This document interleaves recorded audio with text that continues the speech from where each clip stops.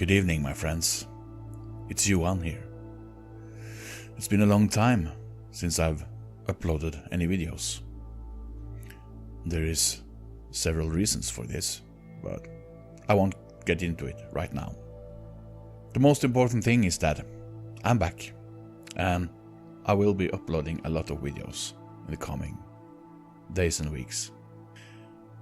Now let's continue with our videos on the topic of Nordic UFO stories.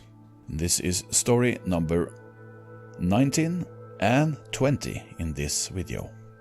And the first one is called Mysterious Aircraft over Mjosa. This event was observed by witnesses who wished to remain anonymous and his son around 9:15 p.m. on the 21st of July 1958 at the lake Mjosa in eastern Norway. At this time it is of course still fully light in Norway. The sky was clear and cloudless, and the sun was shining from the northwest to make a very fine summer evening. We were driving up the Gillundsbakkene, reported the witness, and turned to the right by Skogen, where the road is level for a short stretch. Then we took a further turn to the left up a hill. At this point, the view of the road is very poor, and for this reason our speed was only about 10 kilometers per hour. I was looking up the hill with the sky beyond. Then suddenly there appeared a small, brightly shining star low over the horizon to the left, heading, when we first saw it, in the direction of Mjosa. It was moving at a tremendous speed and resembled an arrow in flight. I could see it very clearly because the sun was right behind me. Instead of flying over Mjosa, however, it turned to the right in a gentle circular arc, its speed at the same time decreasing considerably. As we watched it, a matter of seconds, it flew increasingly lower, and finally it was headed directly towards us. I didn't take my eyes off the object, watching it through the front windscreen. At the same time, I steered the car off the road and brought it to a stop. The, in quotes, star, which as it came closer also grew larger and larger, suddenly changed shape to resemble a flaming orange sphere. But a moment later it had split into two parts at a much lower speed. I jumped out of the car and realized that what looked like two spheres were in fact two cigar-shaped objects, the size of a jet fighter. They were flying alongside each other at an altitude between 50 and 100 meters, or maybe somewhat higher. At any rate, it was not too high for me to see it all in detail. The distance between them was no more than half the object's length. They quietly sailed along at the same distance in a gentle arc above us, allowing me to observe them also from the side. They were dark at the front, but along the sides were flames whirling in different shades, like those you see in a stove when coal is burning. Along the sides, the flames seemed somehow to be split into larger squares, set at a skewed angle to one another, and the flames were brighter in the middle of the squares. These squares were rigid and not affected by the air drag. It looked to me as if the heat was streaming out from the sides, and also that from near the front of the object, where the flames were not so intense, a beam radiated horizontally at first, then bent down in a small arc of about 45 degrees. The beam, which was completely even, ended at the bottom in a multicolored flare of heat. The individual elements of the flare were clearly discernible, and if the objects had been stationary, I would have counted them. The beam was a little darker than its surroundings. A short distance behind it, I could see something dark through the flames, and this also resembled the first beam. Ever since the incident, the memory of that beam has been fixed clearly in my mind, because it was so distinct from the surrounding elements of the object. There was no kind of heat beam behind it. After the objects had passed and I could see them from behind, I could see that there were flames on both sides of the other body. There were no wings or tail, and I could hear no sound. When the sun caught the objects, I could see them very clearly. They were following a horizontal flight path as they passed us and flew above us at the same low altitude. Suddenly, however, the speed increased tremendously and the objects reshaped themselves into a glowing orange sphere, which from that point on resembled a bright star, growing smaller and smaller and finally disappearing along Mjosa towards Hamar. By that time it had ascended slowly and had become a dot in the clear sky. The whole time of their passage from when they first stopped up to when they disappeared was only a few seconds. I studied their flight path carefully, but there was no sign of smoke to be seen. We started the car again and drove up the hills. Near Fredheim, we caught up a lady and a man with 2 children, aged between 8 and 10, who were wheeling their bicycles. I stopped and asked, "Did you see that?" "Yes, and at any rate, it wasn't a Sputnik," answered the man. I don't know who they were, but since they were on bicycle, I presume they were from Stange, a nearby village. It's now 20 years since the event. The story was told to NUFOC, Nordic UFO organization, in 1978. But almost every time I drive past the location of the sighting, perhaps 2 or 3 times a week, on my way to our hut, I recall the whole thing clearly, and it's unanswered questions. How could this huge object hover so easily? What could have propelled it forward without a jet beam behind it? How could the flames remain at the sides without being swept backwards by the air drag? And what about the beam which seemed to project so steadily from the sides, and the squares which perhaps contained more beams, and the tremendous speed which decreased suddenly when the object passed us? If it cannot be proven that this was a meteor, I have, with the help of my imagination, evolved a crazy theory.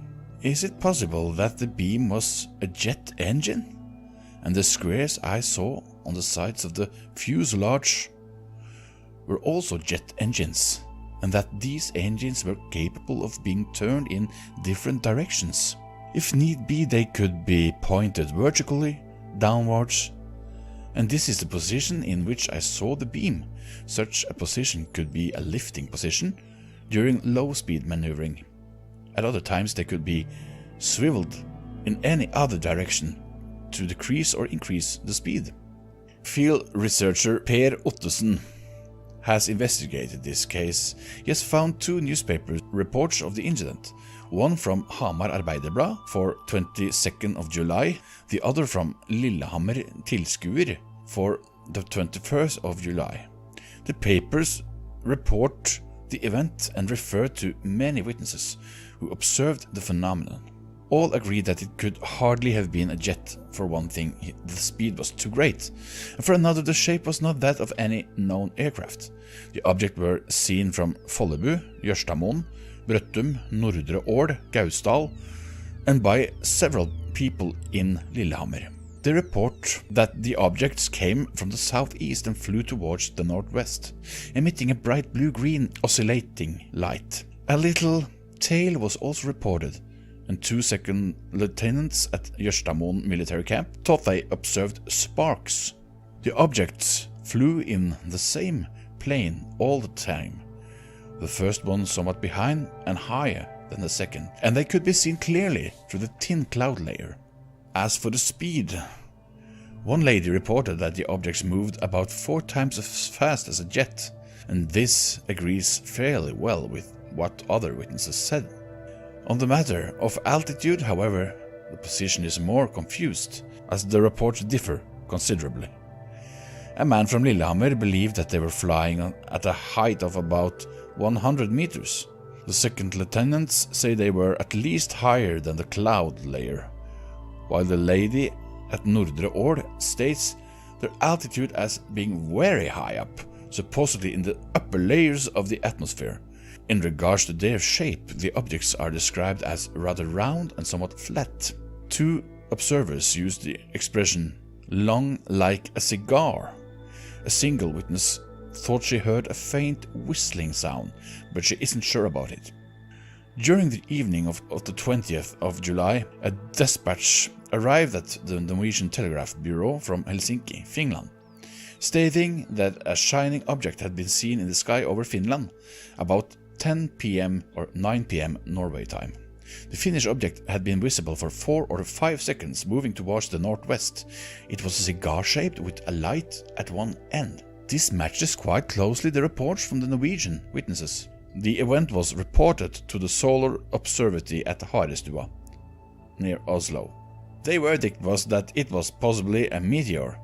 It is not unusual for a meteor to split into several parts when it enters Earth's atmosphere, and this could make it look as though there were two objects, one following the other. This is the substance of the newspaper reports.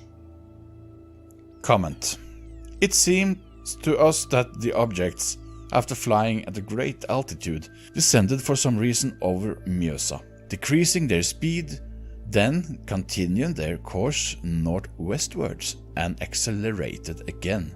If these facts are correct, then the meteor explanation is considerably weakened. Instead, we are left with an observation of two cigar-shaped crafts capable of a speed and a mode of flying, which even today, of more than 20 years ago, no known type of aircraft can imitate. Interesting story. I'm going to continue on now to the next story. And this is a very interesting and peculiar case. And it's the Nordic UFO story number 20. And the name of the case is Close Encounters of the Second Kind at Vestre Spone in Åmot. A whistling sound filled the air. 50 meters up in the cold autumn sky hovered a luminous saucer-like object, which projected an intense beam of green light that left a brown mark on the grass below. Such was the observation, which took place at Vestre Spone in Modum at 12:30 midday on Saturday, the 4th of November 1978. Now, witness Kåre Overn, a farmer, wonders if any other people saw the UFO as it disappeared at a great speed northeastwards over Skuterudåsen Hill.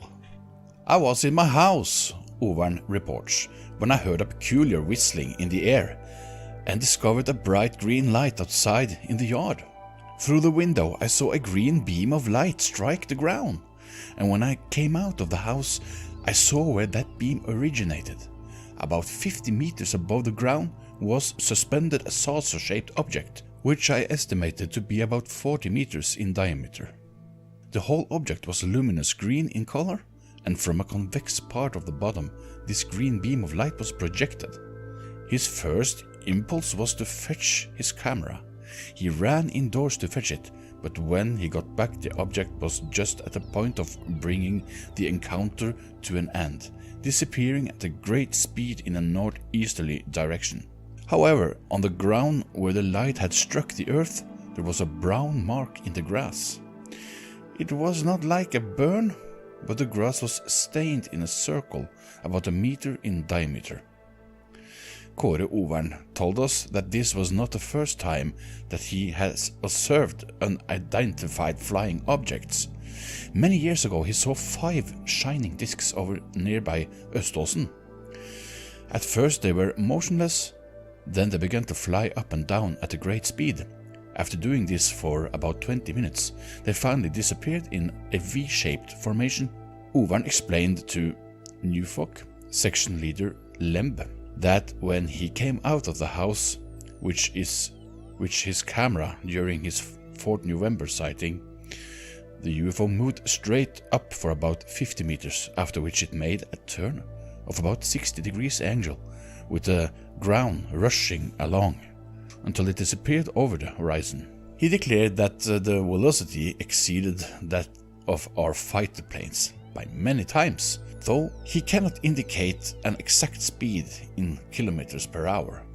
He had the impression that the object jumped up when he came out of the house with the camera. He also thinks the whistling sound may have coincided with a green light beam hitting the ground.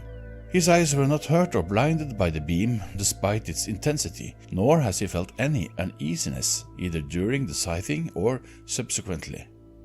He had no time to be frightened. It all happened so quickly. He estimated the object to be about 40 meters in diameter and completely circular. Beneath it he could see a hemisphere about 20 meters in diameter, where there were 4 circular windows equidistant from the other. The color of the whole object was an intense green, the windows being green also, but somewhat lighter. In the center at the bottom was a little spot from which the light beam was emitted.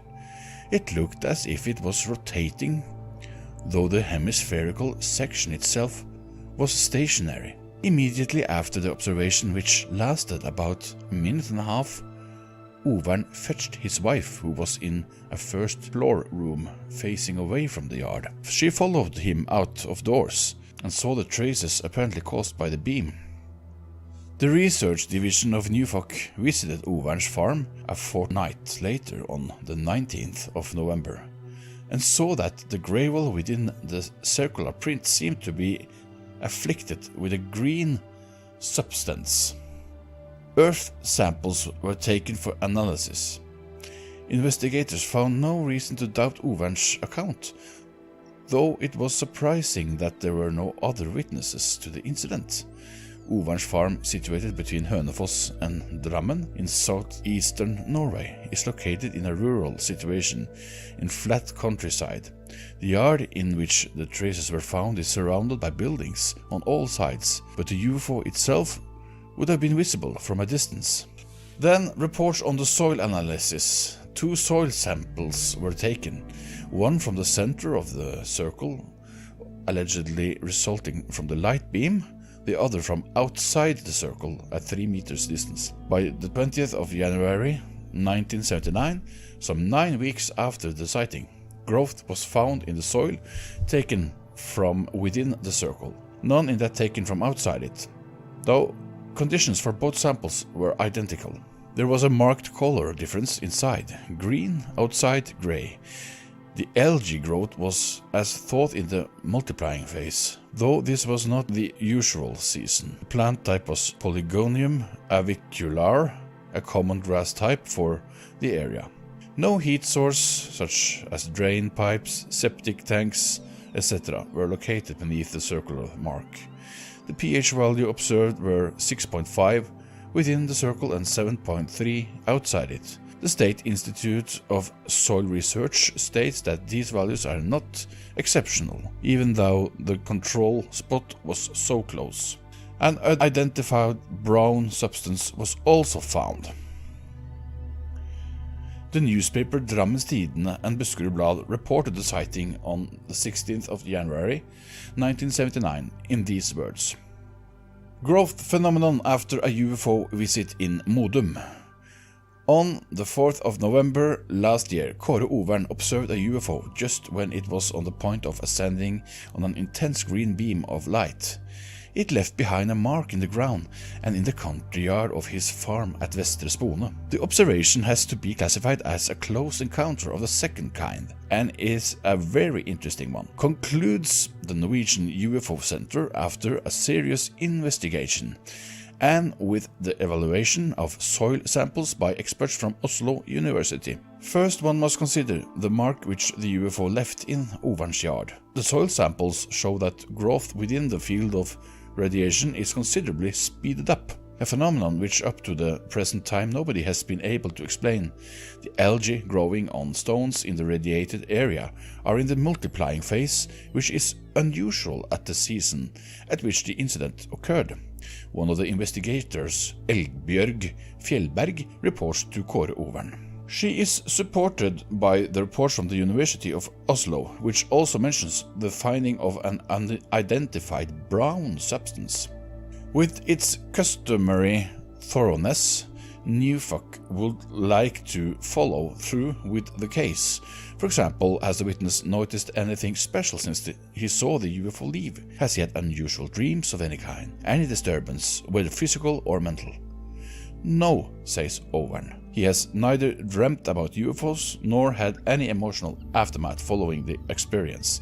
He noticed no special odors or vibrations of any kind, either in the air or on the ground, though he heard a strong whistling sound which did not originate from any high voltage wires, of which the nearest is some distance away, but he declares, I did have this strange feeling of being observed. What a great story.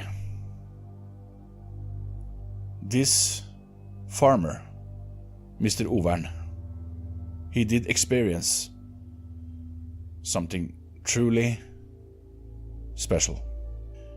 And yeah, I do envy this guy in a strange way maybe, because I think I would be scared to death if I witnessing something like that. Anyhow, great story. And it won't be long before I'll upload a few other Nordic UFO stories. Until then, keep your eyes to the skies.